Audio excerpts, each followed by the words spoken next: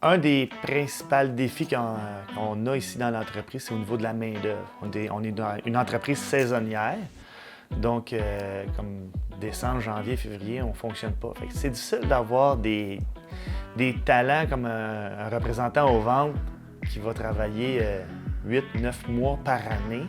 Notre plus grand défi, c'était de réussir à numériser cette expérience-là pour pouvoir grandir à travers le temps. On a créé notre propre logiciel qui nous permet vraiment de rassembler le volet technique, ingénierie au volet travaux. Le défi qu'on avait une fois la plateforme développée, c'est comment on gère ces données-là pour être plus intelligent collectivement. Alors après une grande discussion, on a décidé d'aller vers le projet avec un agent conversationnel.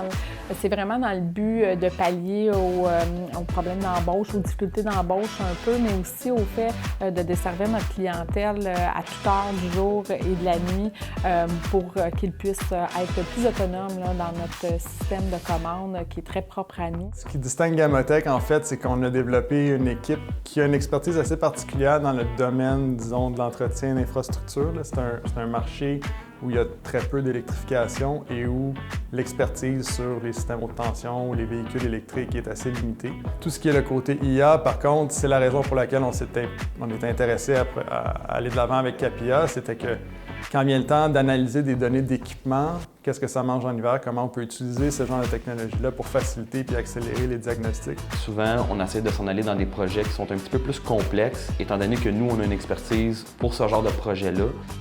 Moi, à la fin de la journée, j'ai une application, les gens rentrent les heures qu'ils ont passées sur le plancher rez-de-chaussée. Fait que dans un programme, on quantifie ces données-là, qui est des heures, le nombre de clous qui a été sorti, s'il y a eu des grues, s'il y a eu des transports, peu importe, on quantifie toutes ces données-là à travers l'intelligence artificielle.